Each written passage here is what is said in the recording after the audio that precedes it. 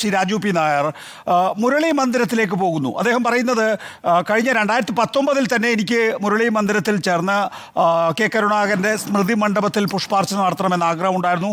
അന്ന് പത്മജ വേണുഗോപാൽ അനുവദിച്ചില്ല. ഇന്നിപ്പോൾ പത്മജ വേണുഗോപാലിനോടൊപ്പമാണ് സ്മൃതി മണ്ഡപത്തിലെത്തിയത്. മാത്രമല്ല പത്മജ വേണുഗോപാലിനോടൊപ്പം പ്രഭാത ഭക്ഷണം കൂടി കഴിക്കുന്നു.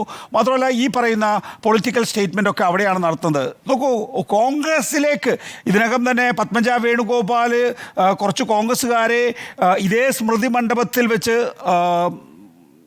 അംഗത്വം നൽകി സ്വീകരിക്കുകയുണ്ടായി, BJP അംഗത്വം നൽകി സ്വീകരിക്കുകയുണ്ടായി.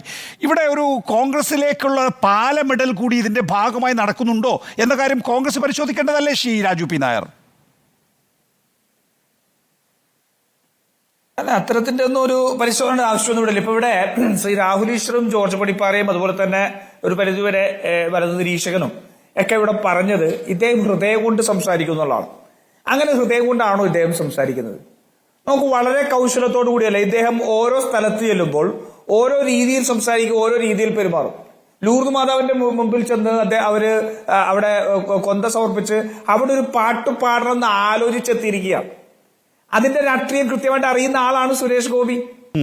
അതേപോലെ തന്നെ ഈ തെരഞ്ഞെടുപ്പ് സമയത്ത് നോമ്പ് തുറക്ക് പോയിട്ട് അവിടെ ഇത് ചൊല്ലി ഇത് പഠിച്ച് കുടിക്കണം എന്നുള്ള ഒരു കൃത്യമായിട്ടുള്ള ഒരു പ്ലാനോട് കൂടി വന്ന ആളാണ് സുരേഷ് ഗോപി. അത് അദ്ദേഹത്തിന് കൃത്യമായിട്ട് അറിയാം. BJP പൊതുവായിട്ട് മുന്നോട്ട് വെക്കുന്ന ഒരു അജണ്ടയ്ക്ക് വിരുദ്ധമാണ് താൻ ചെയ്യുന്നതെന്ന് കൃത്യമായിട്ട് അറിയാം. പക്ഷെ അവിടെ തൃശ്ശൂരിൽ ഒരു രാഷ്ട്രീയത്തിൽ തന്റെ പാടുന്നു ദൈവമേ എന്ന ഗാനം ആലപിച്ച് കഴിഞ്ഞതിന് ശേഷം കൃത്യമായി കുരിശു വരക്കുന്നുണ്ട്. അല്ല, ഞാൻ അതിനൊന്നും ഞാൻ എതിരല്ല. കാരണം ഇത്രയും വർഗീയത തലയ്ക്ക് പിടിച്ച മതാന്ധത ബാധിച്ച ഒരു പാർട്ടിയുടെ പ്രവർത്തകനായിട്ട് നിന്ന് ജയിച്ചതിനു ശേഷം അല്പമെങ്കിലും യേശുക്രിസ്തുവിന്റെയും നബിയുടെയും കരുണ ഉൾക്കൊള്ളാൻ അദ്ദേഹത്തിന് കഴിയുമെങ്കിൽ അല്പസമയത്തേക്കെങ്കിലും അദ്ദേഹത്തിന് നല്ല മനുഷ്യൻ ആവാൻ കഴിയുമെങ്കിൽ നല്ല കാര്യം. ഞാനതില്ല. കാരണം അദ്ദേഹം അയോധ്യയിൽ രാമന്റെ അടുത്ത് പോകണം. കാരണം ആ രാമന്റെ വില്ലു കുലയ്ക്കുന്ന രാമന്റെ ഹിന്ദുത്വ തീവ്രവാദ രാഷ്ട്രീയത്തെ തോൽപ്പിച്ച മണ്ണ്, ആ മണ്ണിൽ കൂടി അദ്ദേഹം പോകണം. മനസ്സിലായില്ല? അവിടെ ചെന്നിട്ട് അദ്ദേഹം മര്യാദാ പുരുഷോത്തമനായ രാമനെ കുറിച്ചുകൂടി പറയണം. അപ്പൊ പോട്ടെ, അത് ഞാൻ വിടുന്നു. ഇപ്പൊ ഹൃദയം കൊണ്ട് സംസാരിക്കും. അങ്ങനെ ഹൃദയം കൊണ്ട് സംസാരിക്കാൻ കഴിയുന്ന ഒരു കരിയറാണോ മന്ത്രിസ്ഥാനം? ഞാൻ ചോദിക്കട്ടെ, അങ്ങനെ മന്ത്രിസ്ഥാനം രാജ്യത്തിന്റെ താല്പര്യം വെച്ച് പ്രവർത്തിക്കേണ്ട ഒരു മന്ത്രി ഹൃദയം കൊണ്ട് എന്തെങ്കിലും വിളിച്ചു പറയാവോ? ഇപ്പൊ ഞാൻ ഒരു സാങ്കല്പികമായിട്ട് റഷ്യയും യുക്രൈനും തമ്മിലുള്ള യുദ്ധം, റഷ്യയും യുക്രൈനും തമ്മിലുള്ള യുദ്ധത്തിൽ ഹൃദയം കൊണ്ട് നിൽക്കുകയാണെങ്കിൽ നമുക്ക് യുക്രൈന്റെ ഒപ്പം നിൽക്കേണ്ടി വരും. പക്ഷെ രാജ്യത്തിന് അങ്ങനെ യുക്രൈന്റെ ഒപ്പം നിൽക്കാൻ കഴിയാത്തതിന് പശ്ചാത്തലമുണ്ട്, ചരിത്രമുണ്ട്. അപ്പോ അത് മനസ്സിലാക്കി ഒരു വിഷയത്തിൽ മൈൻഡ് അപ്ലൈ ചെയ്യുക. ഒരു മനുഷ്യന്റെ വിവേകം വരുന്ന അവിടെയാണ്. മൈൻഡ് അപ്ലൈ ചെയ്ത് പ്രവർത്തിക്കുന്ന ഒരു പൊസിഷനിലാണ് അദ്ദേഹം ഇരിക്കുന്നത്. അതല്ല എന്ന് പറഞ്ഞാൽ ഇവര് അതിനെ കേരളത്തിലെ BJPയെ രക്ഷിക്കാൻ വേണ്ടി ഇവർ കണ്ടെത്തുന്ന ഒരു എന്താ പറയുക ഒരു എക്സ്ക്യൂസ് മാത്രമാണ് അത് എന്ന് പറയേണ്ടി വരും. പിന്നെ നോക്കൂ, BJPയുടെ രാഷ്ട്രീയം ഈ തെരഞ്ഞെടുപ്പിൽ നരേന്ദ്രമോദി എന്താ പറഞ്ഞത്? ഇന്ദിരാഗാന്ധിക്കെതിരെ വളരെ ഷാർപ്പായിട്ടുള്ള വിമർശനം നടത്തിയല്ലേ?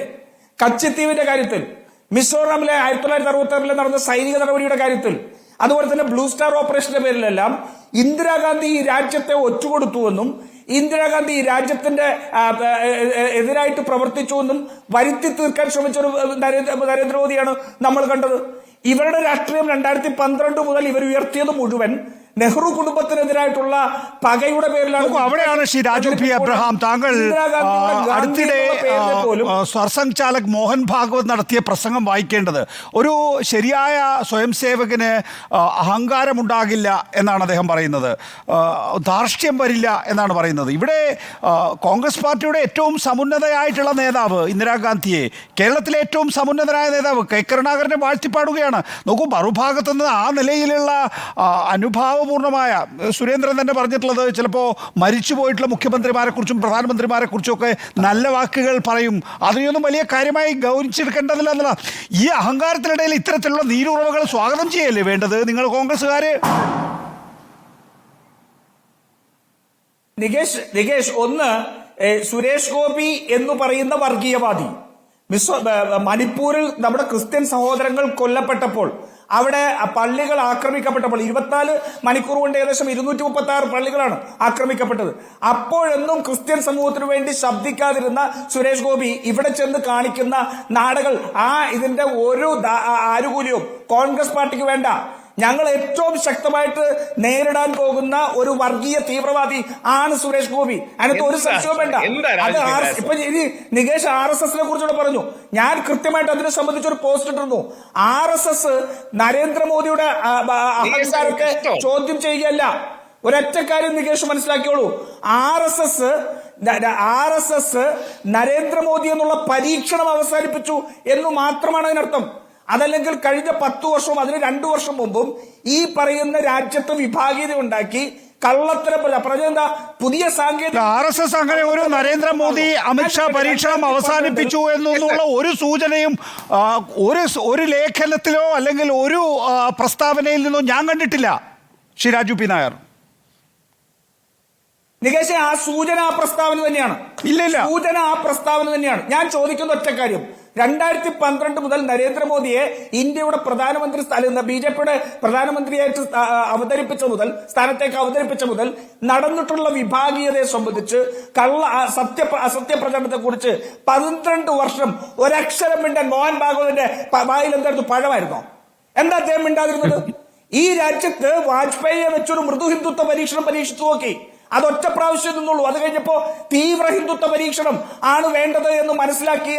ശരി, അതൊരു വ്യത്യസ്തമായ വിഷയമാണ്. എന്തായാലും താങ്കൾ പറഞ്ഞ ആ വാദത്തിനോട് ഞാൻ യോജിക്കുന്നില്ല.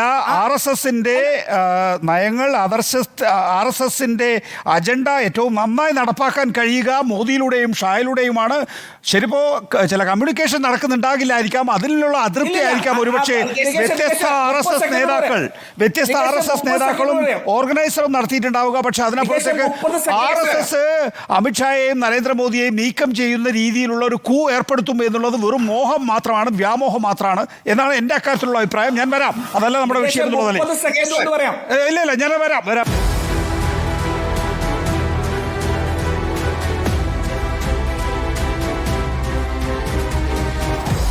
Debate with MV Nikesh Kumar.